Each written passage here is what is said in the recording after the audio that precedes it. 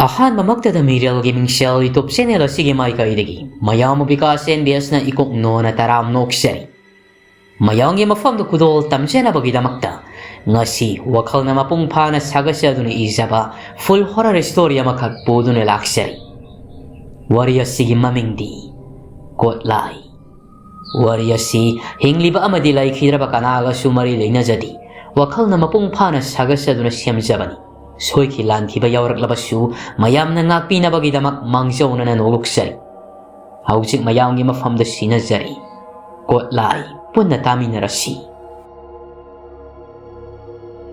ꯂꯦꯝꯕꯤ ꯃꯁꯛꯅꯦ ꯃꯇꯧꯅꯦ ꯀꯨꯆꯨꯅꯦ ꯀꯨꯃꯦꯟꯅꯦ ꯌꯦꯡꯕ ꯌꯥꯝꯅ ꯅꯨꯡꯉꯥꯏꯕ ꯃꯧꯅꯤ꯫ ꯁꯥꯒꯩ ꯑꯃꯗ ꯃꯈꯣꯏ ꯑꯍꯨꯝ ꯃꯧ ꯑꯣꯏꯃꯤꯟꯅꯕꯗ ꯂꯦꯝꯕꯤ ꯃꯍꯥꯛꯅ ꯃꯧ ꯑꯍꯜ, ꯂꯇꯥ ꯑꯃꯗꯤ ꯁꯤꯂꯥꯅ ꯃꯍꯥꯛꯀꯤ ꯋꯥꯕꯨ ꯅꯣꯂꯨꯛꯅ ꯆꯠꯆꯩ꯫ ꯑꯗꯨꯅ ꯂꯦꯝꯕꯤ ꯃꯉꯛ ꯈꯔ ꯍꯥꯏꯒꯠꯂꯤ꯫ ꯑꯍꯜꯅꯤ, ꯃꯥꯅ ꯍꯥꯏꯕ ꯂꯣꯏꯅꯃꯛ ꯏꯟꯒꯗꯕꯅꯤ ꯍꯥꯏꯕꯒꯤ ꯃꯑꯣꯡ꯫ ꯃꯅꯦꯝ ꯂꯩꯇ꯭ꯔꯕꯁꯨ ꯐꯠꯇꯕꯤ ꯃꯅꯦꯝꯒꯤ ꯃꯑꯣꯡꯗ ꯌꯨꯝꯗ ꯑꯗꯨꯃꯛ ꯃꯍꯥꯛꯅ ꯄꯥꯜꯂꯤ꯫ ꯃꯁꯛꯇꯨ ꯍꯦꯛ ꯎꯕꯗꯗꯤ ꯌꯥꯝꯅ ꯐꯕꯤ ꯄꯨꯛꯆꯦꯜ ꯆꯥꯎꯕꯤ ꯃꯥꯜꯂꯔꯕꯁꯨ ꯂꯦꯝꯕꯤ ꯀꯂꯛ ꯃꯤꯍꯧ ꯆꯥꯎꯏ꯫ ꯃꯤꯒꯤ ꯅꯨꯡꯉꯥꯏꯕ ꯎꯕꯗ ꯃꯊꯃꯣꯏꯗ ꯁꯥꯎꯅꯤꯡꯕ ꯐꯥꯎꯏ, ꯄꯦꯟꯊꯣꯛꯄ ꯍꯩꯇꯦ꯫ ꯃꯤꯒꯤ ꯅꯨꯡꯉꯥꯏꯕ ꯃꯥꯒꯤ ꯑꯣꯏꯅꯤꯡꯕꯤ ꯅꯨꯄꯤ ꯃꯈꯜ ꯑꯃꯅꯤ꯫ ꯅꯨꯄꯥ ꯃꯆꯤꯜ ꯃꯅꯥꯎ ꯑꯍꯨꯝ ꯑꯗꯨ ꯀꯣꯅꯨꯡꯗ ꯊꯕꯛ ꯇꯧꯗ꯭ꯔꯕꯁꯨ ꯁꯨꯕ ꯅꯣꯝꯕ ꯌꯥꯝꯅ ꯀꯜꯂꯝꯃꯤ꯫ ꯂꯥꯡꯐꯩ ꯆꯠꯇꯨꯅ ꯁꯦꯜ ꯇꯥꯜꯂꯤ꯫ ꯃꯥꯒꯤ ꯏꯃꯨꯡ, ꯃꯥꯒꯤ ꯅꯨꯄꯤ ꯃꯆꯥꯕꯨ ꯋꯥꯠꯇꯅꯕ ꯍꯣꯠꯅꯗꯨꯅ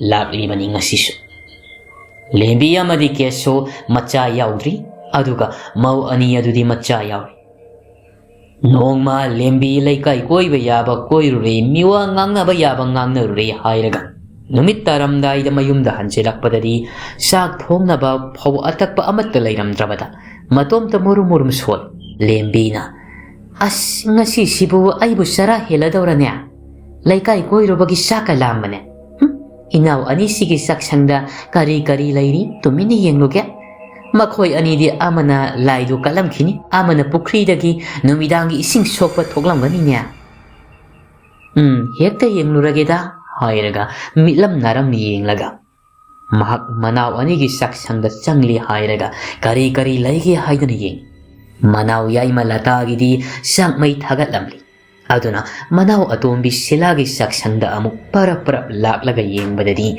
ꯆꯥꯛ ꯊꯣꯡꯅꯕ ꯆꯦꯡ ꯑꯣꯟꯊꯣꯛꯂꯒ ꯀꯣꯝꯄꯥꯛꯇ ꯍꯥꯞꯂꯒ ꯂꯩꯔꯝꯂꯤꯕꯗꯨ ꯎꯕꯗ ꯃꯥꯅ ꯏꯜꯂꯛꯂꯤꯕ ꯐꯤ ꯑꯗꯨꯗ ꯁꯦꯒꯥꯎ ꯁꯥꯔꯒ ꯆꯦꯡ ꯑꯗꯨ ꯂꯣꯏꯅꯃꯛ ꯍꯩꯖꯤꯜꯂꯤ ꯍꯥꯏꯔꯒ ꯄꯔꯞ ꯊꯣꯛꯂꯛꯏ꯫ ꯃꯥꯒꯤ ꯆꯥꯛꯁꯪ ꯍꯦꯛ ꯌꯧꯕꯒ ꯆꯥꯛꯇꯣ ꯄꯔꯞ ꯊꯣꯡꯒꯠꯂꯦ ꯍꯥꯏꯔꯒ ꯌꯦꯟꯁꯥꯡ ꯀꯔꯤ ꯂꯩꯕꯒꯦ ꯍꯥꯏꯗꯨꯅ ꯑꯃꯨꯛ ꯌꯦꯡꯂꯛꯄꯗꯗꯤ ꯃꯗꯨꯁꯨ ꯀꯔꯤꯃꯠꯇ ꯍꯦꯛ ꯂꯩꯔꯝꯗ꯭ꯔꯤ꯫ ꯂꯦꯝꯕꯤꯅ "ꯇꯧꯔꯗꯧꯅꯤ, ꯑꯩꯒꯤ ꯂꯥꯏꯕꯛ ꯍꯥꯏꯁꯤꯅꯤ꯫ ꯃꯁꯤꯗꯤ ꯏꯅꯥꯎ ꯑꯅꯤꯅ ꯊꯥꯕ ꯑꯂꯨꯗꯣ ꯈꯔ ꯈꯣꯠꯂꯦ ꯍꯥꯏꯔꯒ ꯍꯦꯛꯇ ꯆꯥꯛꯃꯥꯏꯗ ꯉꯥꯟꯁꯤꯜꯂꯒ ꯉꯥꯔꯤ ꯈꯔ ꯃꯦꯠꯂꯒ ꯆꯥꯔꯒꯦ ꯍꯥꯏꯗꯅ ꯃꯅꯤꯡꯂꯣꯝꯗ ꯊꯣꯔꯛꯂꯦ" ꯍꯥꯏꯔꯒ ꯇꯨꯃꯤꯟꯅ ꯑꯂꯨ ꯄꯥꯟꯕꯤ ꯍꯧꯔꯤꯕꯁꯤꯡ ꯑꯗꯨ ꯑꯅꯤ ꯑꯍꯨꯝ ꯐꯛꯀꯥꯏꯔꯒ ꯀꯣꯠꯂꯒ ꯇꯥꯜꯂꯤꯉꯩ ꯃꯇꯝꯗ ꯇꯨꯡꯗꯒꯤ ꯁꯤꯂꯥꯅ ꯈꯪꯀꯧ ꯀꯧꯔꯛꯏ꯫ "ꯏꯆꯦꯍꯜ ꯅꯠꯇ꯭ꯔꯣ? ꯀꯔꯤꯅꯣ ꯅꯨꯃꯤꯠ ꯇꯥꯁꯤꯜꯂꯛꯄꯁꯤꯗ ꯇꯧꯕꯤꯔꯤꯕꯗꯨꯕꯣ?" ꯂꯦꯝꯕꯤ ꯍꯨꯔꯥꯜꯂꯅꯥꯗ ꯇꯧꯕ ꯑꯣꯏꯕꯅ ꯈꯪꯄ꯭ꯔꯦꯛ ꯈꯪꯅ ꯃꯃꯥꯏꯗꯣ ꯁꯠ ꯑꯣꯟꯊꯣꯔꯛꯂꯦ ꯍꯥꯏꯔꯒ ꯌꯦꯡꯂꯛꯄꯗꯗꯤ ꯃꯅꯥꯎ ꯅꯨꯄꯤ ꯑꯇꯣꯟꯕꯤꯗꯣ ꯂꯦꯞꯂꯒ ꯂꯩꯔꯝꯕꯗꯨꯗ ꯇꯧꯁꯤꯟꯅꯔꯦ ꯍꯥꯏꯔꯒ ꯏꯛꯑꯥ ꯇꯧꯔꯒ ꯈꯨꯝꯃꯛꯏ꯫ "ꯏꯅꯥꯎ ꯑꯇꯣꯝꯕꯤ, ꯅꯆꯦꯁꯦ ꯑꯂꯨ ꯇꯥꯈꯤꯕꯗꯨꯗ ꯁꯨꯝ ꯊꯤꯔꯝꯃꯤꯅꯤ꯫ ꯑꯃꯝꯕꯁꯤꯗ ꯎꯗꯗꯅ ꯑꯂꯨ ꯄꯥꯝꯕꯤꯗꯁꯨ ꯃꯥꯁꯤꯜꯂꯨꯔꯦ, ꯑꯗꯨꯗ ꯄꯥꯝꯕꯤ ꯈꯔ ꯃꯔꯥ ꯇꯠꯈ꯭ꯔꯦ." ꯁꯤꯂꯥ ꯑꯉꯥꯡ ꯑꯣꯏꯖꯔꯕꯁꯨ ꯃꯅꯨꯡ ꯍꯨꯠꯅ ꯁꯤꯡꯕꯤ꯫ ꯑꯗꯨꯅ ꯃꯁꯤꯒꯤ ꯃꯑꯣꯡꯗꯣ ꯈꯪꯂꯗꯨꯅ ꯀꯔꯤꯁꯨ ꯑꯍꯦꯟꯕ ꯍꯥꯏꯁꯤꯜꯂꯨꯗꯅ "ꯑꯣ ꯏꯆꯦ, ꯑꯗꯨꯒꯤꯔꯣ? ꯍꯣꯏ, ꯐꯖꯅ ꯊꯤꯕꯤꯔꯣ" ꯍꯥꯏꯔꯝꯂꯒ ꯃꯆꯦꯗꯨ ꯏꯀꯥꯏꯔꯒꯅꯤ ꯈꯜꯂꯗꯨꯅ ꯀꯣꯟ ꯐꯦꯡꯅꯕ ꯏꯁꯤꯡ ꯕꯥꯔꯇꯤꯜ ꯑꯃ ꯊꯝꯂꯝꯂꯦ ꯍꯥꯏꯔꯒ ꯏꯃꯨꯡ ꯑꯁꯣꯝꯗ ꯆꯪꯈ꯭ꯔꯦ꯫ ꯂꯦꯝꯕꯤ ꯁꯣꯔ ꯆꯥꯅꯤꯡ ꯇꯥꯅ ꯍꯣꯟꯇꯣꯛꯂꯦ ꯍꯥꯏꯔꯒ ꯑꯃꯨꯛ ꯄꯔꯞ ꯑꯂꯨꯗꯣ ꯈꯣꯠꯂꯒ ꯑꯅꯤ ꯑꯍꯨꯝ ꯇꯥꯜꯂꯦ ꯍꯥꯏꯔꯒ ꯏꯃꯨꯡꯗ ꯆꯪꯁꯤꯜꯂꯛꯂꯝꯃꯤ꯫ ꯁꯣꯝꯗꯅ ꯁꯤꯂꯥ ꯃꯍꯥꯛꯅ ꯆꯪꯂꯛꯄꯗꯗꯤ ꯃꯥꯅ ꯊꯣꯡꯒꯦ ꯍꯥꯏꯗꯨꯅ ꯑꯣꯟꯊꯣꯛꯂꯝꯂꯕ ꯆꯦꯡꯗꯣ ꯂꯩꯔꯝꯗ꯭ꯔꯕꯗꯨꯗ ꯋꯥꯈꯜ ꯇꯧꯏ꯫ "ꯀꯔꯤꯅꯣꯗ ꯑꯩꯕꯣ, ꯆꯦꯡꯐꯨꯗꯒꯤ ꯆꯦꯡ ꯑꯣꯜꯂꯒ ꯊꯜꯂꯝꯕꯗꯥꯏꯅꯦ, ꯀꯗꯥꯏ ꯆꯠꯈ꯭ꯔꯕ?" ꯍꯥꯏꯗꯨꯅ ꯈꯜꯂꯤ꯫ ꯑꯃꯨꯛꯁꯨ ꯃꯥꯒꯤ ꯚꯥꯞꯅ ꯑꯣꯏꯔꯝꯒꯅꯤ, ꯆꯦꯡꯗꯣ ꯑꯣꯜꯂꯝꯈꯤꯔꯣꯏ ꯈꯜꯂꯤ꯫ ꯁꯤꯂꯥꯅ Wakhal tawduna laibagi matam natreda angang tumlingayda saksi amukta loisilhawkhige hairaduna amuk chengphudagi cheng olaga sak thagatpa hawre numitusu asumna hawkhirami lembi ayuk thengna hawgatle hairaga manembok saramlaga ngarangi chaji khara lairambado lembado ngantana sathokle hairaga laikai koiba amuk chatkre ngarang seng saningai leitabagi mige saksangdagi huralubagado aukre seng sapli takaniga khangda khai khongsan khirami pana matam amasu umnana sai sairam lata amadi siladi masiga nongmata manarudi mana haibado hoi a haidana adumak ngamnaba taw nongmata su sinda baudanadi angambada adumak tawraga lakliban numit hana kanabusu ngaibiramda chatkibana ngasidi sagaidugi piba ahumado nongmata mayum yausilaktuna mau yaima amadi mau atomina tawduna mai okthoklaga changli keshomasu keshona mau anibu machalgumna luna chana tawbiduna lakhiban laisari ngaidagi khulmasenga oibana aduna ikoi koisadi mau ani adunabu haujikti matai oirabanina makokta phi khumduna ikai khumnaduna hangoina chachabagi wani keshomadi wado dong adumak hangi keshona mau yaima mau atombi nasidi kai setkhre yumda lairamdribasina latana itai hal isidi thongala domda thokhibane marup hunba chali oiramni keshona ise ngasibu tari kayano ne silana itai hal ngasi se tari kunne o tari kundadi karama marup oiba jano ne aidi khangdre ni tawrise o ano marup oirini lata amadi sila masido saibiragani khalbudana marup hunba chatkibani haisilibani laikai koiba chatkibani hairabadi sabana saragani khalladana adum makha phat thachili silana itai hal ise laitrabasu ising sanjarake iru sadingaba tawbiro mawani gi thogalon ubada keso momon minok tawduna hoi ai phi hongdok lukhige ko hairam laga makhoi gi kada changr lata amadi sila sirol tawna silana ise yai isi haldo itaila e khangdrabadi adom numita haraga halaklani ai amukta swai phauba leibra yenglugi ising su salam lagi isi aina mai mut praidana khare yengbiramuko lata su hoi aduna pharani natrabadi imungse salan chanarani chalo nang yengro ai isingdo yenglam lagi sila thonga halomda parap thoglakpada masi haldi migi pan dukan da phamlaga wari ngangdana lairami sila lakpadu uraduna mau tombia kaidore nang na somda amuk lai sina silana isi hal yumda sangbiro itai hala hore lembina asnatei la horaba hoi haidana mana mang tharaga mayum adomda chenchen kre numisidagi lembi yamna maram mokpi thaksi khasi khangbi saduna yum koi matam kharagi oina lawsing matam oirakpagi masil manaw ahum madusu halaklibani aduna nong het ngan baga lobuk setuna makhoi gi mathausing lawsing do semba tawnari lembi mahak shumagi mapuroi bagi haitha potha thinba chali maram mu pisadan keso shumagi nupina purak liba shana thakna bado chana nupia yengone lawse phajadro mitka se pung sanghek sangida lembi su haigum hainingdagumna hoi makhoi ta sau handakti lawse yamna phajari phau yamna bu thokdau mali kesona ima phoi bina sanbirabadina sahi amagi saba konana ba thokjara sinida thangna bulawuk tu dasu manaw sing lairi magi nupi su macha do loktang sangda tumhallaga lawsemba yauri ashumna matam khara su haukri ikhang khangawdana keso magi lawdo phau salamdaida masak khangdaba tenta duna phanayamna mang takre kesona hasnupia lawsi yamna mangkreba phau salamdai sida makhok sabi tinsibu kari tinnoba yengbabu onthokna nungai khidreda lembi su Asiamna Kanjiluranada, Yengomoita so, Inao and Hoigi low se, on Tokna Pajake, Hauna Zum Yantabamakai Salisi. Keshona, Hoya, Moigini dena, low se, Hekloy Bagane, I koi the lang payamuk chelani. Nang Sabako Naragaloy the go. I budi the same walaga sarurage, handakti. Ashum namatam Karasulairaga, Pauxilogli. Keswamadi Lembigidi, Paudo Kaya Tokri. Adubu, Mana Hoigidi Mahu Shadagi Hena, Tokpa Haibido Oirabada, Kalak Miho Saubi Lembi Madi, Mapuk Nindo Laitadri. Migi Poyam na Karak Baduda, Uduna Talaikri. Low Singi Tabak Loirabanina. Nupa Masil Manao Ahumadusu, Tabak Mapam the Chetnaba, Amuk Numi Lemnanaba, Wari Sanari. Keso Manao Yaima the Onsilaga. Yaima, I koi sikari numita saseba, Tanaba numito, Amuk the Yen Tolaga, Chenabatoshi. Yaima Oiriba Kumarna, Hoita so, Aina Narang Yen Labani, Handak Tasha, Leva Pukpaga, Tangjagasitani. Aduna ngasi irai oirabanina yum sa kasyano misida salasi inauton gina kari khaliba atombo oiriba ratanna tayaya madita sauna phai sasi haiba numito nanau aigi su siam sanra laijai sum salasi ke sona hoi yum sa kasyano misida salasi adudi pugadaba potchai singado yengsinaro Aisu sing kara pukinaba, pau kara kairaga, takai kiko. Haina raduna, haugat laga chat kinabatao. Atomba ratana, tasaw amukta biko. Handaki tasaw hagi pauyam na karakter banina, lang haida puna na basengdo. Aini hena tasaw gisuyaw na taklabani. Yarani, masina ko nadragana, ada kara walaga amuk minarasi. Kumarasu, tasaw, aina sukara hena takli.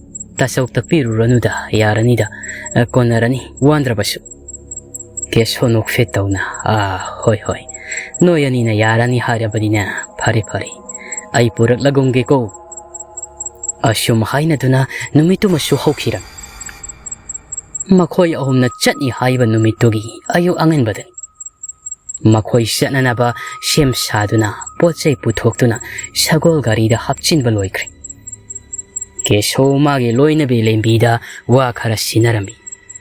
Hainupi, nang nasagay sigi ahuni. Yum da gyan ta na layragane, nakhata ba nanawani yasigane, nung sisana na layminaramuko, ay koy halakti pawadi. Lembina, makoy tasaw, ay nahanadagi adum tawduna talakli ba sibo? Hoy ba, ay adum gyan ta na layramgeba, kwa?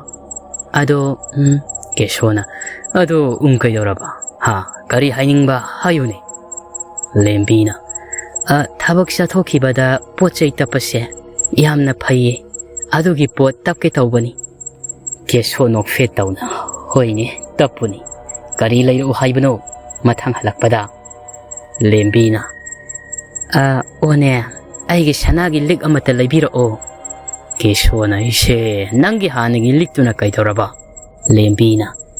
Sidi masusi phajadre sanabo mandreda musinbu mure ahanba phajaba laibira o ina hoigidi yaima atombaga na halakpa khuding sanage lik natrabasu khudob khusi lairei aigidi sunglai hek lairakti pidat khara lairakpa sidi aisu pende moina kaida phajaba hendana hairaga paithok laga laikri ke sona se hoine lairak laga loiredana Salam dai sida amuk paidana ga tawri badubu nungai khidreda lembi paithok lama maido sat ong laga nokfit aduni laibiro ko soiba yadi ko tachaw kauna dabi ko keso su hoi kauroi do nupia nangbu ai dum ningsing laga laiga dori bani asongka da suya ima amadi atomba magi ni piga pukmen pawmei naraga makhoi sanana ba thoklaktuna Mangolda, makoigi mayamba ngaiduna lairi.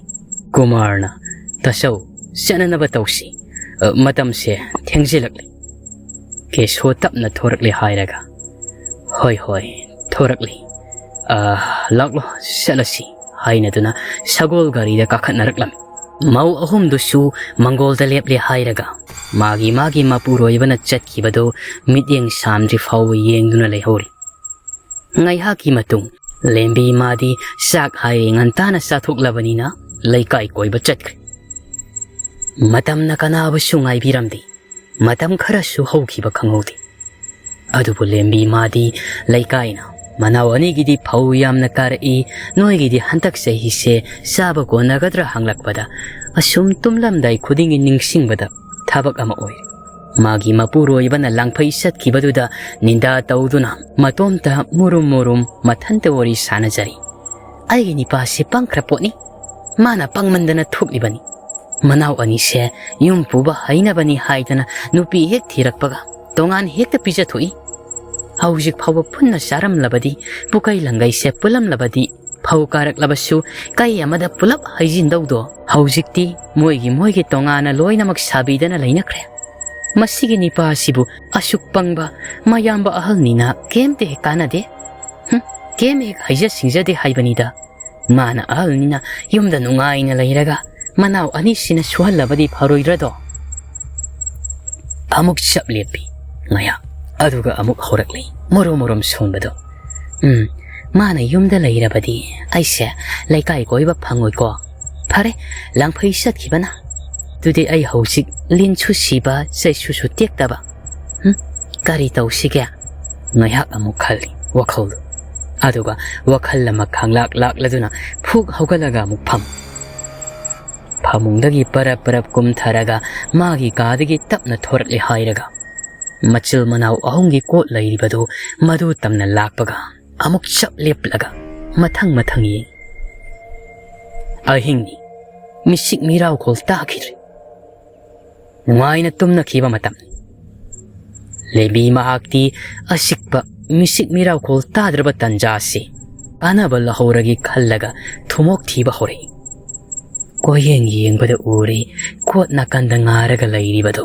sangsili hairaga sat lauraga manaw yaimagi kotta midyeng tamai lembina inaw yaimagi kottagi hani hekta kotlage aduga hayengna inaw atombadagi kotlage huranba natte inaw singdagi kotpani shumna hairaga manaw yaimagi kotta kakhatli hairaga phawdo kotlaga moigi kotta amuk haijil thangnana lairiba kot parengni yaimadagi kotpa yaba kotle hairaga masadu warakladuna humang anapi kangbodo amuk taithokli hairaga ngasigidi phana yamnabu kotlidana ahing nongya hianchilakle ai tumurageda hairaga kotagi kumtharaklaga imung adomda parap changai kari numinoga khangda khai ahing asida kot kari hairaga phawhura luraga nungaina sangkhiba nupido yeng horibi phawibi lairin pi adudi lembi mahak nasu uramdi hanna phawba yenglamdana adomak changkri mathangi numitta lembi makhoigi kotagi phaw khara khaidoklaga sakri taklaga sengdok khaidokli wakhal nungaina nokfet tawduna mina wana matam sangna ujakhiba phawado mana nungaina lemna sagadawri lata masiana nokfet sing khaplibada ubada hangai isi hal wakhal yamna nungai biba malida maruka phangdaw leibro nasi sibo lembi sengdo khapna khumai o inaw yaima punsi se karibu tawrubano khallaga penthokpa tamlibani latana hoini isi hal nungai thoktawni penthokpa tamgadabani punsi haibase ado isi halsu angang yaunaba wakhalga khandribaro tengjin khrabadi bera karoidro chap lepe lembido aduga pakhumwati matagom one angang do matam khara leiraga pokena nungai thoklibani noina nacha apikpa senbadu ubada aidi bibula yamna sui anganga yaurabadinya laikai koibaga phangdau mande adugini lata masigi wadu tabada nokfet taw hoi ise ha nungai thokho inaw atombi aikhoi ani se keba nanba khangdrabani aduni isa sina asengba lanni khallaga hotnaribani lembina hoi ado nangbu thabak laitrabaro seng khapli se khara yaw laudana nasigi mateng khara pangudana latana ise hal ai angangi ningtha khara sudok lukhige nungsa sagalakpada kanghaunaba adu loiragane yauge tapna tawbiramu hairamlaga chatkri lembina masadaga insilli suningdi mateng pangningdi di hainingdadana mahaknadi nongmata manaw ani sige mateng pangbibaga natti migi mateng di pamli asumna numittu su haukri numit kharani haukraga numitto thangsu numini nongma su pali lembi mahakti lighting gi thabak amata tawdrabani nongma panbagi lining tho sanamai pa mangonda ngamjaba khara katchagadabado khangri aduna kari sukkataba makhai laikai koiba chatna laithoi mau aniduna masa singaduga wana lining thogi ngamjaba khara inkholdagi hekli hairaga katchari numitugi numidang adu lembi singlaga laikri manawa tombigi kaidagi phau tuminna kotki haida aduna manaw anido tumkhiba ngaiduna adum mahakshu lamyaiduda hankal anda chatlaga lai makhol mawa takidri haibakan tuminna thorakli hairaga ngasi su kotagi phau kotlam mana phau sum kotlingaida phau maraktuda mareng chatpado mana non tharaga khangkot ekot siluri hobe hura lunada tawbo oibana karino khanna yenghawdri aduna mareng setpaduda kotchilubaduda marang laba ama magi thumoktuda hekkolakpadu ubada khangpre khangladuna makuda pairamba thumoktu khangtha thadaki lembi kotagi fan chong thorakpada makhongdusu laithi khramal ayoi ma hairaga makhongdo paisilaga ngaiak amuk khangi sainado as kari dawno khongsi amuk laithi khraba mali as kot manungda thumoktu sulang thoklam laba mali ni khallaga kirabasu kina khangnarakpa tare khalladuna sekau amuk kotuda ka khallaga thumoktu lauthoklugi tawrubada kai manungduda shuru nairaga achawbe lin chumali nung chumali karino khantokpam khangdaba ama yauribadu ubada amuk su khangpre khangladuna songthare hairaga kaidudagi anaba makhonglu kawraga thumokpa loinamak langthoklamlaga hotana magi kadomda chenchinkri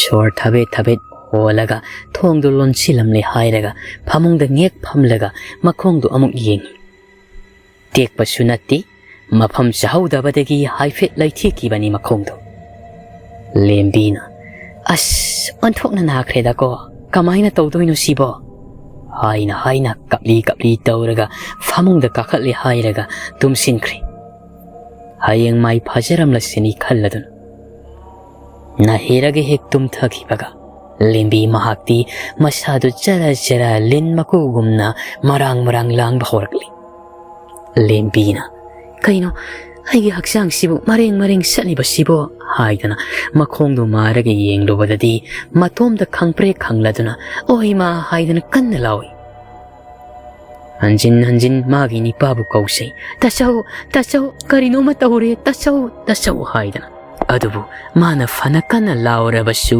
kanana sutabi kidri matomda tajaba natana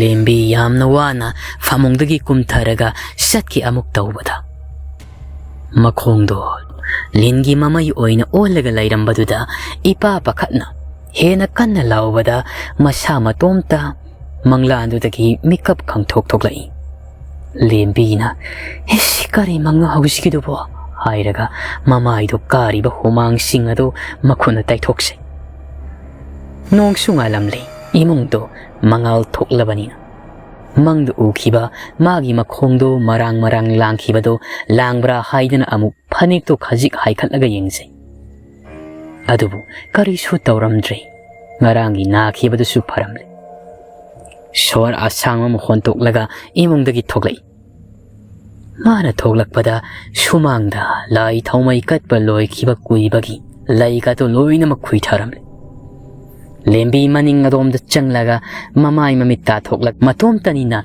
iru jadraba su sak thonglagi khalladuna saksang da changai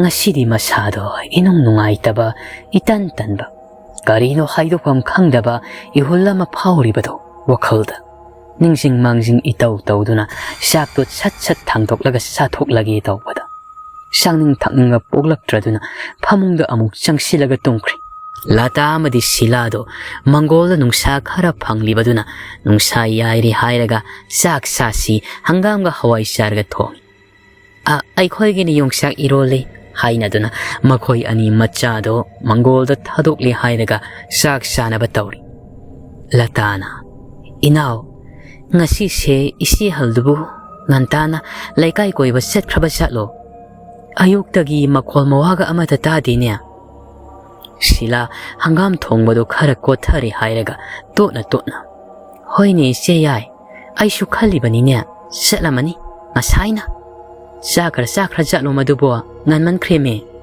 ashumna masidi laikai koiba hekta satkibanina makhoi mau ani aduna su setlamani khalladuna masa nungaitana phamungda hiplaga lairibado khangbidri numituma matomda adum saksu chad hipli numita silakpada hagutli hairaga sakto khara sasili nampuda silana isihal kauduna sanglakpaduda lembi masado kainoma tawkri mana makhoigi kotagi phauhuralubani haibado khangning hekning singlaktuna thongjil lomda yamna pakhatna yengi silana haima isihal sak sarabro ngasidi nakholna waga amada tadena sanglakpani lembi kaisu tawdaba saraga sare hai sila masigi sakphamdo masa nungai taba manbaduda hangse isihal haksang nungai bidrabro lembina kem tawdeda isase khara sokthaba adugini sakse sasilabadi pharanida silana isihal aikhoigi ensang pan irole khara pura uro lembina yaranida atombi noidum chajero isi pan ga saningdi silana hoi adudi sahuroko aisat lagi lembi khumdi khumakti mamit adang yenglaga adom makha tana sakto sahuri amuk suning singai kota thumok langthok lambad lembina has thumok to amuk te langthok haudrabadi huran ba phaba tare aisi adubu karam na langthok lamlibano ba aisi dibako horen moina tungkhraga ngamda sungamdana langthok haubana phani madudi ai ngairegi saksina asuk yamna haudriba sina karigino haibanida matom tasu isau amuk langjaraga sasina bohoni pungjana satkibana ahingi matam loisilakpada lembi maningadomda huralonada thorakli hairaga parap kota kakhatlaga thumokto lokthuluraga imung adomda chensilakle hairaga thonglon silamlaga magi ka tamna sumlakpada karino khonjela matari shaplepi tariba khonjeldo karino haidana munna tasili his kaino sidia kaidano imung dara yana khadara tariba khonjela dudi magi kagi laimaida karigama pot ama sillaga chatpagi khonjel masu somta silubada magi ka romdagi ni khanglakpada masado swai lauki ipai kang atappa khongthang thanglaga lagli magi ka tam mamituna su siaptharaga yengnaba hotnai ashum lakpana yauksilakpadadi karisu lairamdri lembina karisu laitena sidia masi yena khada oiramani tumageda hai athengmasida noi thokpa tahoro hairamlaga phamungda kiboi kaiboi parap kakhatlaga tumthakri mane hek tumthakibaga magi famangduda mahakni makhongdagina mabuk fauba lingumna oli hairaga tumliba mangonda masamaki saktam phamangde leplibaduna ningamduna yenglaga lairiba ngasi sulimbi mahakti manglanda uri masamaki sakphamdo lin ole hairaga phara laimaida olaga lairibado adusu magi kadani phamangado maktadani kauri magi mapuro yobo adubu tabi na balaiti matom tani lairiba ꯂꯦꯝꯕꯤ ꯃꯇꯣꯝꯇ ꯃꯤꯀꯞ ꯈꯪꯊꯣꯛ ꯊꯣꯛꯂꯤ ꯍꯥꯏꯔꯒ ꯐꯛꯂꯥꯡ ꯂꯣꯝꯗꯒꯤ ꯃꯃꯥꯏꯗꯣ ꯃꯥꯒꯤ ꯐꯃꯥꯡꯗ ꯑꯣꯟꯊꯣꯛꯂꯒ ꯌꯦꯡꯉꯤ. ꯑꯗꯨꯕꯨ ꯀꯅꯥꯁꯨ ꯀꯔꯤꯁꯨ ꯂꯩꯔꯝꯗ꯭ꯔꯤ. ꯂꯦꯝꯕꯤꯅ ꯏꯁ ꯀꯔꯤ ꯃꯇꯧꯅꯣ? ꯀꯔꯤ ꯃꯪꯅꯣꯕ? ꯇꯁꯦꯡꯕ ꯍꯦꯛꯇ ꯃꯥꯜꯂꯤꯕꯗꯨꯕꯣ? ꯑꯗꯨꯒ ꯀꯅꯥꯅꯣ ꯂꯤꯜ ꯑꯣꯜꯂꯒ ꯍꯧꯖꯤꯛꯇ ꯎꯔꯝꯕꯗꯨꯕꯨ ꯑꯩꯅ? ꯀꯥꯎꯈ꯭ꯔꯦ ꯃꯥꯒꯤ ꯃꯪꯂꯥꯟꯗ ꯎꯈꯤꯕ ꯃꯥꯒꯤ ꯁꯛꯐꯝꯗꯣ ꯃꯁꯥꯅ. ꯃꯁꯥꯗꯨ ꯅꯨꯡꯉꯥꯏꯇꯕꯅꯤꯅ ꯑꯗꯨꯃꯛ ꯀꯔꯤꯁꯨ ꯊꯣꯏꯅ ꯍꯦꯟꯅ ꯈꯟꯗꯅ ꯇꯨꯝꯁꯤꯟꯈ꯭ꯔꯦ. ꯃꯊꯪꯒꯤ ꯅꯨꯃꯤꯠ ꯑꯗꯨꯅꯤ. ꯃꯧ ꯑꯅꯤ ꯑꯗꯨꯁꯨ ꯃꯆꯥꯒ ꯆꯦꯟꯕꯅꯦ. ꯏꯃꯨꯡꯒꯤ ꯊꯕꯛ ꯂꯣꯏꯁꯤꯟꯅꯕ ꯍꯣꯠꯅꯕꯗ ꯃꯆꯦ ꯍꯜꯗꯤ ꯃꯍꯧꯁꯥ ꯌꯥꯍꯧ ꯊꯦꯡꯅ ꯍꯧꯒꯠꯂꯦ ꯍꯥꯏꯔꯒ ꯂꯩꯀꯥꯏ ꯀꯣꯏꯕ ꯆꯠꯄꯅꯤꯅ ꯀꯔꯤꯁꯨ ꯈꯟꯁꯤꯜꯂꯨꯗ ꯃꯣꯏꯒꯤ ꯃꯊꯧ ꯇꯧꯅꯕ ꯂꯥꯛꯅꯔꯤ. ꯁꯤꯂꯥꯗꯤ ꯃꯆꯥꯗꯣ ꯃꯈꯣꯡ ꯁꯤꯐꯦꯠ ꯍꯥꯝꯃꯤ ꯍꯥꯏꯗꯅ ꯆꯥꯛꯀ ꯊꯣꯡꯗ꯭ꯔꯤ. ꯃꯆꯥꯒꯤ ꯍꯣꯠꯅꯔꯤꯉꯩꯗ ꯂꯦꯝꯕꯤ ꯃꯁꯥꯅ ꯈꯪꯖꯗꯕꯒꯤ ꯋꯥꯅꯤ ꯉꯁꯤ ꯅꯣꯡꯉꯥꯜꯂꯛꯄꯁꯤꯗ ꯃꯥꯒꯤ ꯃꯈꯣꯡꯗꯣ ꯈꯔ ꯃꯔꯥꯡ ꯂꯤꯟꯒꯤ ꯃꯀꯨꯒꯨꯝꯅ ꯂꯥꯡꯕ ꯍꯧꯔꯛꯂꯕꯅꯤ. ꯁꯨꯝ ꯍꯤꯞꯂꯒ ꯂꯩꯕꯅ ꯄꯨꯡ ꯐꯅꯌꯥꯝꯅ ꯇꯥꯁꯤꯟꯈ꯭ꯔꯦ. ꯂꯦꯝꯕꯤ ꯍꯧꯒꯠꯂꯦ ꯍꯥꯏꯔꯒ ꯆꯥꯛ ꯈꯔ ꯊꯣꯡꯅꯅꯕꯅꯤ ꯍꯥꯏꯗꯨꯅ ꯇꯧꯔꯤ. ꯃꯆꯤꯟꯗꯨꯗ ꯆꯥꯅꯤꯡꯕ ꯑꯃꯠꯇꯁꯨ ꯄꯣꯛꯈꯤꯗ꯭ꯔꯤ. ꯋꯥꯈꯟꯗ ꯀꯔꯤ ꯆꯥꯅꯤꯡꯉꯤ ꯍꯥꯏꯅ ꯈꯟꯕꯗ ꯀꯔꯤꯁꯨ ꯊꯣꯛꯂꯛꯇ꯭ꯔꯤ. ꯑꯗꯨꯅ ꯁꯧꯒ꯭ꯔꯤ ꯑꯀꯪꯕ ꯂꯩꯕꯗꯣ ꯍꯦꯛꯇ ꯊꯣꯡꯁꯤꯜꯂꯒꯦ ꯈꯜꯂꯗꯨꯅ ꯁꯧꯒ꯭ꯔꯤꯗꯣ ꯈꯔ ꯏꯁꯤꯡꯗ ꯇꯤꯡꯂꯤ ꯍꯥꯏꯔꯒ ꯆꯥꯛ ꯍꯥꯟꯅ ꯊꯣꯡꯒꯠꯂꯦ.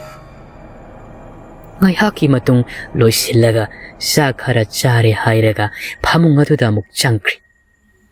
ꯃꯄꯥꯟ ꯁꯨꯡꯊꯣꯛ ꯊꯣꯛꯇ꯭ꯔꯤ. ꯁꯤꯂꯥꯁꯨ ꯃꯆꯥꯗꯣ ꯑꯉꯥꯡ ꯃꯈꯣꯡ ꯁꯤꯐꯦꯠ ꯍꯥꯝꯕꯒꯤ ꯍꯤꯗꯥꯛ ꯂꯧꯕ ꯆꯠꯈꯤꯕꯅꯤ ꯈꯣꯔꯥ ꯇꯣꯟꯖꯥꯎ ꯍꯣꯏꯗꯒꯤ.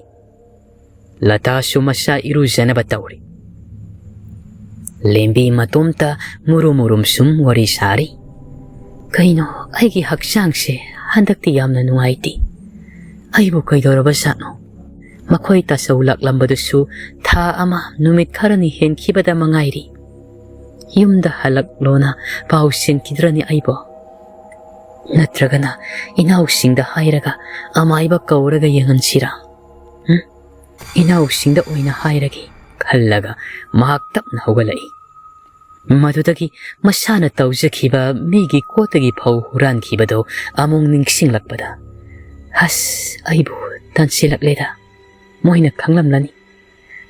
ꯁꯨꯝ ꯍꯤꯞꯆꯔꯒꯦꯗ.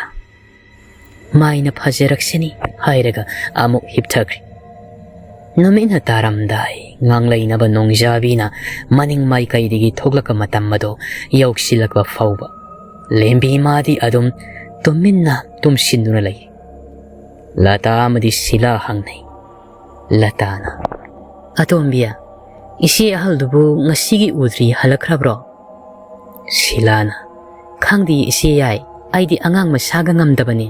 ꯏꯆꯦ ꯍꯜꯂꯛꯄ ꯆꯠꯈꯤꯕ ꯀꯔꯤꯁꯨ ꯈꯪꯍꯧꯗ꯭ꯔꯦ. ꯂꯇꯥꯅ ꯑꯣ ꯑꯗꯨꯗꯤ ꯑꯩ ꯆꯪꯂꯒ ꯌꯦꯡꯂꯨꯒꯦ ꯂꯩꯔꯝꯃꯨꯀꯣ ꯍꯥꯏꯔꯒ ꯃꯆꯦ ꯍꯜꯒꯤ ꯀꯥꯔꯣꯝꯗ ꯆꯪꯈ꯭ꯔꯤ. ꯁꯤꯂꯥꯁꯨ ꯃꯆꯥꯗꯨ ꯃꯕꯨꯛ ꯅꯨꯡꯉꯥꯏꯇꯕꯗꯣ ꯊꯦꯝꯕꯤꯔꯦ ꯍꯥꯏꯔꯒ ꯂꯩꯍꯧꯔꯤ. ꯂꯇꯥꯅ ꯏꯆꯦ ꯍꯜ ꯀꯧꯗꯨꯅ ꯆꯪꯁꯤꯜꯂꯛꯏ. ꯂꯦꯝꯕꯤ ꯐꯃꯨꯡꯗꯒꯤ ꯀꯩ ꯍꯥꯏꯒꯦ ꯍꯥꯏꯗꯨꯅ ꯄꯥꯎꯈꯨꯝ ꯄꯤꯔꯛꯏ. ꯂꯇꯥꯅ ꯍꯩꯃꯥ ꯏꯆꯦ ꯍꯜ, ꯍꯛꯆꯥꯡ ꯉꯝꯗ꯭ꯔꯕꯔꯣ? ꯐꯃꯨꯡꯗ ꯍꯤꯞꯄꯒ ꯂꯩꯔꯤꯕꯁꯤꯕꯣ? ꯂꯦꯝꯕꯤꯅ ꯀꯩꯝ ꯇꯧꯗꯦꯗ, ꯁꯨꯝ ꯍꯤꯞꯂꯝꯕꯅꯤ. ꯂꯇꯥ ꯊꯣꯡꯖꯤꯜꯗ ꯂꯦꯞꯂꯦ ꯍꯥꯏꯔꯒ ꯍꯪꯕꯅꯤ. ꯃꯃꯥꯏꯗꯣ ꯆꯥꯛꯁꯪ ꯑꯗꯣꯝꯗ ꯑꯃꯨꯛ ꯑꯣꯟꯁꯤꯜꯂꯦ ꯍꯥꯏꯔꯒ ꯌꯦꯡꯂꯨꯕꯗꯗꯤ ꯆꯥꯛ ꯆꯥꯕꯒꯤ ꯂꯨꯈꯥꯛ ꯏꯁꯥꯏꯔꯒ ꯍꯦꯛ ꯂꯩꯕꯗꯨ ꯎꯔꯨꯔꯦ. ꯃꯗꯨꯗ ꯍꯥꯏꯔꯛꯏ, ꯏꯆꯦ ꯍꯜ ꯀꯩ ꯑꯣꯏꯅ ꯉꯝꯗ꯭ꯔꯤꯕꯅꯣ? ꯆꯥꯛꯁꯨ ꯆꯥꯗ꯭ꯔꯕ ꯃꯥꯜꯂꯦꯅꯦ. ꯀꯣꯜ ꯂꯤꯛꯁꯨ ꯆꯥꯏꯔꯒ ꯂꯩꯔꯤ. ꯑꯩ ꯂꯣꯏꯁꯤꯟꯕꯤꯔꯝꯃꯣꯔꯥ? ꯂꯦꯝꯕꯤꯅ ꯌꯥꯔꯅꯤꯗ, ꯑꯩ ꯁꯨꯝ ꯇꯧꯖꯒꯦ. ꯂꯇꯥꯅ ꯑꯗꯨ ꯀꯩꯗꯧꯔꯒꯦꯕ? ꯅꯨꯡꯉꯥꯏꯇ꯭ꯔꯤꯕꯗꯣ ꯍꯥꯏꯕꯤꯌꯣ. ꯑꯩ ꯃꯥꯏꯕ ꯀꯧꯔꯨꯁꯣꯔꯥ? ꯅꯠꯇ꯭ꯔꯒꯅ ꯆꯠꯂꯨꯁꯣꯔꯣ? ꯂꯦꯝꯕꯤꯅ ꯀꯩꯝ ꯇꯧꯕ ꯅꯠꯇꯦꯗ. ꯆꯥꯅꯤꯡ ꯊꯛꯅꯤꯡꯕ ꯏꯐꯥꯎ ꯐꯥꯎꯗꯕ. ꯑꯗꯨꯒꯤꯅꯤ. ꯍꯛꯆꯥꯡꯁꯤ ꯏꯁꯣꯛ ꯁꯣꯛꯊꯕꯅꯤ. ꯃꯔꯥꯏꯅ ꯐꯖꯈꯤꯅꯤꯗ. ꯀꯩꯒꯤ ꯃꯥꯏꯕꯅꯣ? ꯂꯇꯥ ꯋꯥꯈꯜ ꯑꯃ ꯈꯜꯂꯤ. ꯃꯗꯨꯗꯒꯤ ꯅꯣꯛꯐꯦꯠ ꯇꯞꯅ ꯏꯆꯦ ꯍꯜ, ꯏꯇꯩ ꯈꯣꯏ ꯂꯥꯛꯂꯝꯕꯗꯣ ꯊꯥ ꯍꯦꯟꯈ꯭ꯔꯦ. isi hangisi aina kangjaba ama laiye. Ai ine nungsitondo kauruge lairamuko hairamnaga chatke taw. Lembi ingangakna ngai khoda inaw yaima. Kaigi ine nungsiton kaugdoise. Haksang nungaiti hairaga angang unabi maibina kai khangdoino. Latana isi hal aina kangjaba ama laibainiba. Amukta yengan siaba lairamuko kuiroi hairamnaga mafamdo thadoklamnaga chanchat chatuna thokri. Mapal yaurakpada silasu hangjarai. Ise yai kaidorage nokfet thoklakliba sibo. Latana one isi halse thale pamali adugi ai ine nungsiton kauruge taurini. Angang tumhaubani kabalak prana nang khara yengamuko. Silasu nokfet haima. Hoi ise yai ai yengamlage sapiruro. Ngai haki matungda Latado ine nungsiton hoigi sumangda leplaga kauri. Ho ine nungsiton ine laibibro amukta thokpirau. Imungdagi taraduna nungsiton gi mamong nupido thorakle hairaga. Haima ise lata kai leirege aikhoi nemdi laitiye. Latana kadom satki ini dubo. Romana aikhoi nemdi thangnaba khulda angang unaba ngarangdagi satkibane. Mau ani angang unagadabani hairami. Lamga lapani animak unaramlaga hayeng numidang wairam natragana hangsit ayo halakani hairami. Latana haima o phare adudi. Ini halakpagane ay amuk laklagi. Kaisu nateda aikhoi si haldo masa khara nungaiti haiba. Madu inede yenghange tawbani. Romana haima ise lembido phareda kuina angang yaudabado handakti yaudrobako. Hoi hek halakpagane aisu hairagi. Latana phare adudi ay amuk hankrage ko. Sila machi ay halakpra haidana konthong adomda adom yengduna lairingaida. Ure halaklibado. Ini nungsitondi yauraktabaduda nokfe tawrama mai thongdo sakpham khajikal. Lata yausilakladuna ini nungsitondo mayumda lehodeda thangnaba khunda chatki hai. Hayeng la hangsitla halakani hairei. Ado ai isi halgi manakta amukta sangluki ko. Silasu hoi ise yai aisu sangaki. Hainaraga makhoi ni pulapna sangminarai. Latana isi hal ini nungsitondo lehodiye haidana warul pumatam. Lembisu inaw ai kemta tawba natte me noibo. Noina khallido karisu oiramoiba. Asukkuibase kemta tawdraga handak hekta. Silana isi hal thajaba thambiyo ini nungsito laklagane khanglagadabani. Asidaidi sagai sigi misingsu hengatlagani. Adugane isi hal pothabiyo sakto aikhoida pulapna thonglage ko saningbata haibirau. Latana mani isi hal pothabiyo aikhoidum honajage ko. Lembi manawanigi nungsiba matawdu ubada mapukning nungsi mana thokhiba singdo mathamoida khajik ningamlaktri. Aduga tapna hairei. Moi anibo angang macha singduga ngamgadrane. Lata amadi sila chap manana ngamniye karisu laiba thabak nate se isi hal. Lembi su phare hairaklam. Lata su isi hal isinga sokpa yade ko phajena phamungda potharaga layu ko. Silasu adum masibu pukminaba machini khallaga harauna yathangai jari. Asumna numitu haukibana numita silakle. Lata amadi silana sak thonglaga ensang mathel ani ahum langduna masi halbu chak pijaramlaga magi kada lainakri. Lembi matomta ninda tawsi. Haise kayada puksel pikliban. Yengo inawani sina aibu machini khana nungsisay. Aduga ayhakna makhoida kalakpa puklamliba. Asumna khallaga hiplingaida magi kagi thongsilda karino makhola makhangta tarai. Konjela do kari sunati. Laimaida kari gumba ama sitlaga chatpagi makhoni. Lembi masado khara nungai tabaga swai laukiba khangaude. Matuka do chap yungmani. Ship tharaga thongsilda kari laigi haidani yenglubada musi musiba mengalda uri karigumba asangba achauba ma leiribado lembi khangpre khangi mihol dang dang makhol thokna chongba horakle ashum munna kakhal manungdagi karino haidana yengsali adubu uriba loksin pam khangde saktamado mi sumali amam maduda marang langbugumna sutaw mamito makhutna shuru noiraga amu mayek sengna ubra yenglubadadi handakti kariso amuk leiramdri lembina his karino aigi mitna punguda uribra hausikidabo haksanga nuaitabani seran turan uri oirinida haidana murum solaga wakhaldo fatharaga phaklang adomdo onsile hairaga tumsinaba hotnakri adubu mani hek mamai lei thokhibaga thongjelda leiriba potto mangonda munna ningamdana yenglaga leiri hausiksu laimaida uppaga leiribado karisu natti lembi masamakni mahangna kot kaba fatti hainaba numitta ahing aduda karisu khanthadana kalak mihawbana heman khibana kot kaduna fau huralubagi KOTLAI ongnabani madudagi masado marang lingumna langlakliban lembi magi tunglam chatta karibu oirakadoriba magi thawai mireldi mapal thoklaga lingumna ahing khodingda sitchituna chatlaga leiri mahak masamaki imung kasida ashumna lembi mahakna faklang adomda mamai onsilaga leirabasu masadudi karino haifam khangdaba akiba fawuguna tawi wakhaldasu mana mamai hek onthorakpada karigumba ma leiramdogdum hekta manbana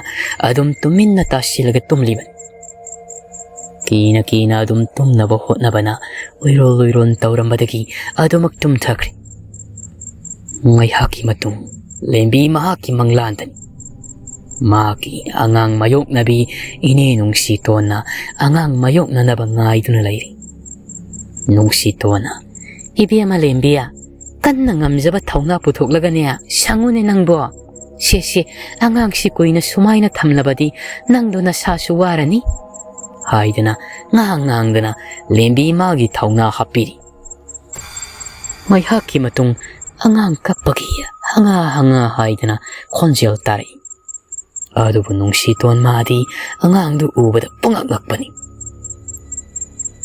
akibane kaine ashumna hairi ibema lembia nangi nasa sidi ai kibana loirese nanga dom lawsa hawro hairaga mangonda pisilamnaga mafamdo thadoklaga hobe chenkri lembi shor fawa chaning tana hongdoktringaida mayok nabi aduna adumna mahaki machado magi nakalda thamnamne hairaga senchat tawkhibaduda karino khallaga machada yengthorakpada angangdudi mawong ama oyami makhongna lin makugumna langi aduga makhong adusu amakhaktamak pali aduga masana mini mamai tangkhayamana marang langlibadu ubada lembi khangaudi pakatpa henmandana khanglaulawi aduga angangdo phamungdagi sat inthakirami angangdo hanga kaplamnaga laimaida sitna chatlaga laikri magi akoibada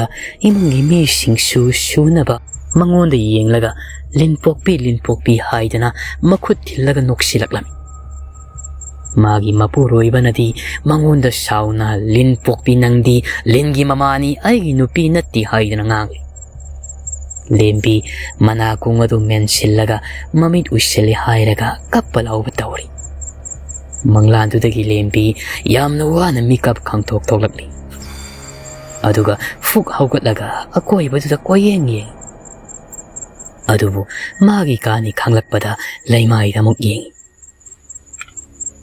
mana ukhibadu sulairamdri lembi shor thabet holaga makhutna songliba mihul mapaduda thamle hairaga soli machilda hasikari mangnone hausikidubo aibo karino tawribasibo amuk khalli phamungdagi kumtharaga ising khara thakluge haibasu ngamjadri masado kibana lembina mangbo asuk chuchada manglibasibo karinoba hasi singa amata thakoida hairaga amuk hipthakiram. Mani hek hipthabaga magi kangka makada karigoma mareng chatlaga lairibado masu khangdri. Mathangi numittuni lembi masadu isol sol karisu saning thakningba pokri haidana yatondo karisu tangu yadre. Lata amadi sila machibu karino khara themlaga pijjanaba hotnari. Latana isihal ase karino khara chasindrabadi nasado loinamak sonthakraniba.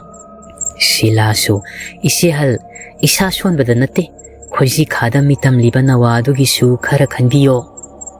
Lembina hinao noibu ai kemta saningdeba.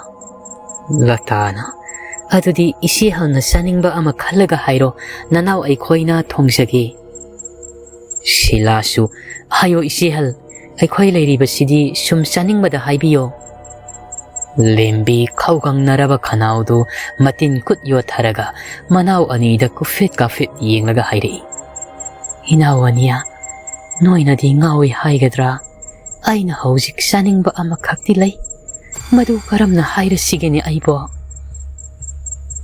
Lata nokfet tauna isihal adum hayo kaino sibu kaidorage.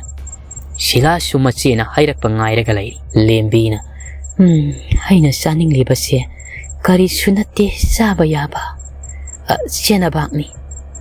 Lata amadi sila mamisingdo yengnaraga. Latana kaino isihal senabakpu kamaina sadoino kaide laurudoino. Lembina aikhoigi lamdubu koliba ima lairembigi sing masado saba yaba senabaki singni.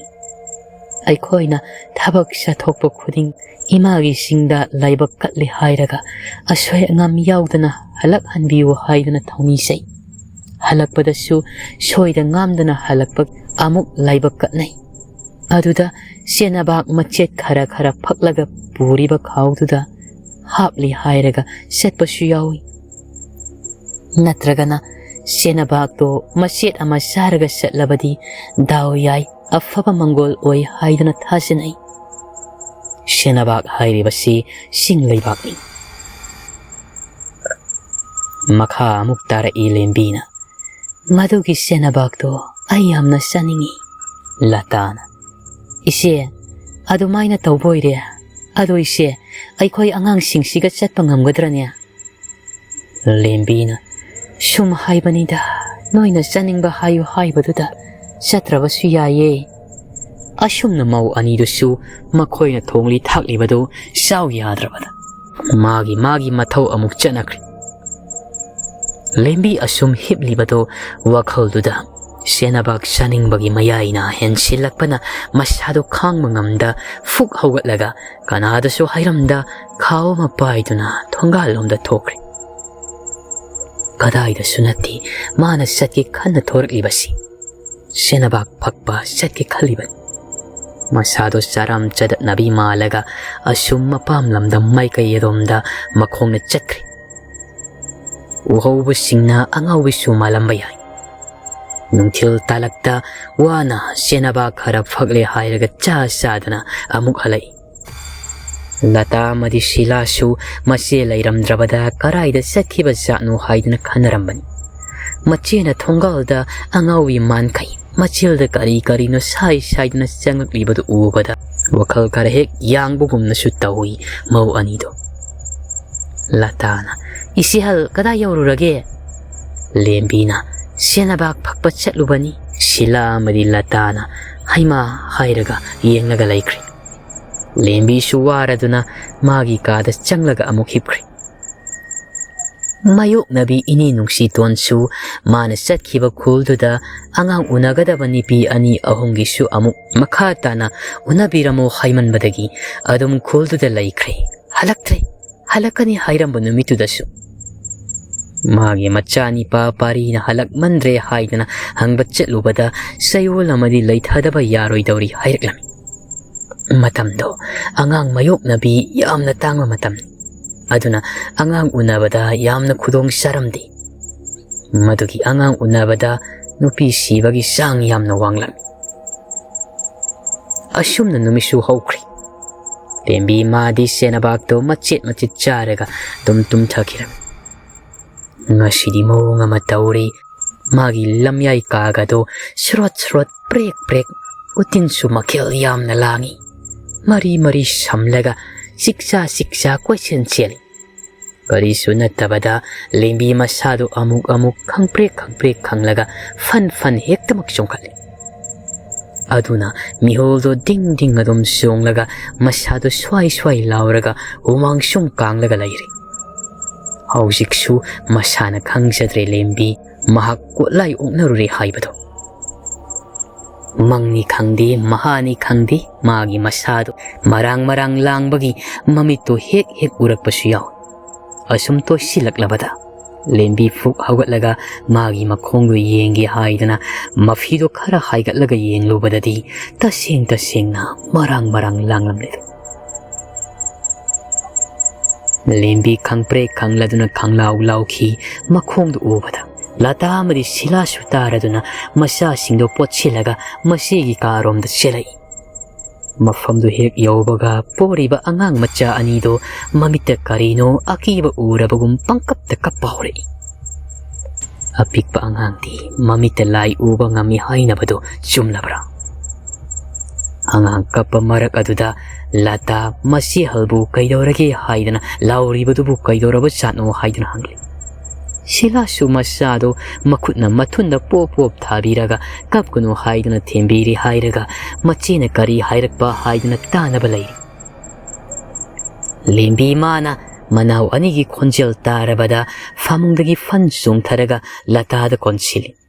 Lembi na lata aigi khongse amukti yengo kaidogi yengo ayamna kijare aigi khongse kainom tawre. Latana kaidorageba hoi yengse hairaga akappa machaduga phamthari hairaga machigi makhongdu yengnaba mafido khara haigatlaga munni yengi. Larten gi maingal adu thangsilaga lata ma sungakpana masadu akiba faukri. Machigi makhongdu ubada masado ngakpa ngamhoda laimaidigi phamthakri. Sila su wadi ngangdi masu sat phamtharagi yenglubadadi ima kaino sidia aidana haidoki. Lembi madi kari oiri makhutusu makhongumna tawra haidana thangkatlaga yengbada uri marang langlamlibado. Lembi amukki hena kapalauba horakle ahingaduda. Manaugi angang aniyadusu haunaraga pangkapta kapi themba yadi. Latana isihal nang kaidoruragi ha nitpa yadaba mafamda nitlurabra kai sangluge laifam timfamdaga sanglurabro. Lembi kapna ai karida susaludi ai hairaga o kongomakai hena kapthori. Masu singnaribani megi kot karaga fauhuran kibado tahoiramlui haiba khalambani. Adubu haidokpadi ngamda matom takkina lairibani. Lembina lata noi maibira amukta kaubigero. Silana ise ahing sida angang singsiga kamaina saturibano yum sida nipa matasu laibanati yum sisu yum dong pok oina oibane angang singsen marolama haunaraga pungkapta kapi. Latana amuk isihal hayeng ayuk paubadang khanglasi aduga karino itay hoidasu pau pikragi. Lembi manau anida sarang naraba wakhalga loina na yengli hairaga wa makha taba ngamda kaplaga sumlaikri. Silana isihal aikhoigi karomda oina lairurasi isi na tomda thamlambasu nungaitri. Latasu aduna pharani isi lao chalasi hainaduna makhoi pulap kadudagi thorakli. Makhoi ni hek chatkibaga lembi magi kangkadagi mami sami thoraklaga inakhibado kanasu howdri. Asumna sila magi kadalai. Latasu tauriba muwongdo masada akiba pokli aduna hairi. Sila khojule kham thadoksira. Sila su hoise aisu haigi khalamlibani. Makhoi khojule kham thaba horakpaga masada lairamba akibado kharadi mangkri. Aduna tumnaba taurasi hainaduna mau atombigi kada channa hipnari. Angang anidusu kappa yaba kaplamlaga khoijo leikham thadokhibadagi kappa phakhiduna waraba malai isi sina tumthakri. Lembi mahakti magi masada marang langliba mayamdugi khallaga pakatpana tumthaba yadri. Tanja sidani yana khalu khada mi satpagi makolgumna tarakpado. Lembi masado swai lauki nikpa horakli. Tapna manaw anita naba kauba horai. Inaw lata sila haidun kawi. Adu anido taba kauba laikidri. Pachana sungkibagumna tauri. Pachana tumli. Lembi nakong anido mensilabasu yumthaki I marak aduda karino asangwa machatpagi sing na chatpa malibado asum henselai. Yumthak adomda sum yenglaga lairi. Lembi manaw anigi masanom naga kaptan hawdoi. Lata sila hagolo yumsi karino matawre ayam na kire lata haiduna kaumandana lata do mamit pakli pangthorak. Lata na isihal kaidoragi amo. Lembi na yengo yumthak tawri basi tari mo makolsi. Lata madi karisu tadi aduna yumthak ti yenglaga. Isihan karisu tawdiye isigi wakhalna oiramnisi tumba oina thembiyo. Lembi na lata tari ba makholsi nang tadabra ay yamna kijare ay hairaga matomta masamkado phoida chaba hore. Lata na sila hawalosi isi halsi kainom tawre. Hantakti sila mami set pangthoklaga fu hawalai. Isi hal kaidore haiba hairaga yenglakpadadi angaubi man kai phamlaga leirambaduda khangprek pu khangluri. Silana isi halsi kaidorage kaino tawribasibo. Latana inaw aisu khangde kaino makholamasu tai haisi nangdi tadro. Sila tuminalai kari makhol tagi haidana mana thangalaga taribani. Silana isi ahingi kausing harona khongbasiro isi halna tai hairibasibo. Latana khangde aisu nangna taribado khakta tai ado asida kiribasibo kainoba isi halna. Lembina ay taba ngamdre ayamna kijare haidana kappa lauba tawraga imungdagi mapalda chenthokhinaba hotnari. Lata amadi sila masi halgi makhutpaidun yali. Aduna lembido mukpa yaba muklamlaga ngaihak leibaga wakhal manglaga laimaida haithakri. Ahingdo mau anido wana kina haukhibana no ngali tawraba fawba tumdri. Adum hawgatli.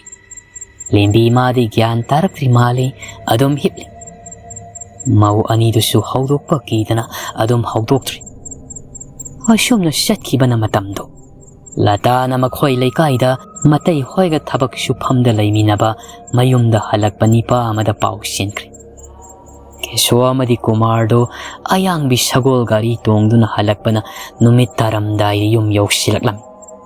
Keso prap chang silakpada magi nupigi oiramliba phiba maduda karino tawramliba sibo haidana chansili. Lembi angaubi gumna mangolda makhong punduna phamlaga leirami. Mau aniduna senkidanaba pullibani. Kesona mau yai ma tombi nasisi kaidore ha. Lata thokhiba thawdo pumba tami. Madudagi maiba kauduna yengannaba hainaraduna kumarna maiba kauba chatkri. Ngai haki matung numidangi pungisa taret makhai muktarakpada maibi yama puduna lakli. Maibi pisakna kupna yengi. Madudagi lembido gyan tana wari sanaba yarak. Pisakna nakhoi loina thokro mapuroibadi lehau wari sasi. Ataido loina thokri. Sakna ibi ama lembi haiba natro nangi mingdo. Hoimani ima. Pisakna asumbata hayu nangna tawkhiba asoiba amana nangna hausik oirak iba phemasi oirakpan aduga nasa suwai sangdre nahak thale pinia mama oidori aduna nasa si soida ngamdana taibang miyoiba mayamga saksu manana taibang sida khongdarakpa pamlabadi achumbado hairaga ngakpinaba nijasiko. Keso adum munnatai moigi warido masu karino khangdabanina. Lembi magi mapuroibada tatu yenglaga tapna. Dasaw, ay asoiba kara taururi. Adugidamakta mangsaw na nangakpinaba haisay. Kesona, kaino nupi, nang hairiba sibo, nang kaidoruragi. Lembi mana kalak mihauba na mang tarag. Migi kot kaduna ahingatuda pauhuralubada loina makaidorakli. Kesho thajeda mamit yenga loina na magi loina bida yenglaga wadi ngangdi dum lairi. Bisakna, hibunga mana tauribase masasi kotlai uknabada natana magi khoji khada mitam liba nasasi suyauna kotlai surakadori. Angang se taibang paurakpada makok na mi aduga masana lil oina olakani. Adubu aina phanaba laitay na biram lagi. Matungda dinya masigom laba tabak asi tawganu ko yamna phatabani. Kot kaduna pau huranba numit phatabada pau khaiba pau phatte hairibani. Masitaw haide ko. Lembi hik lawa makai kapli. Kesho masukari haigadabano haipam kangdri. Pisum anido suksin naraga lairi. Asumna maibi pisak mahakna haina singna imunga sibu kana sainaba yahondana asoibadu susum thokpiraga kotlai subudu fananaba laitai nabiraga pumnamak yaifanaba sindiramlaga chakri. Kotlai subase fagi nate kalakpagi wakhalna lakhatkibana ngasisu asengba taibangda kotlai suba mi mayam sulairi. Wari asi matang asida loisinjari. Mayambu amuk kahanna bikas NBS na kurumjari.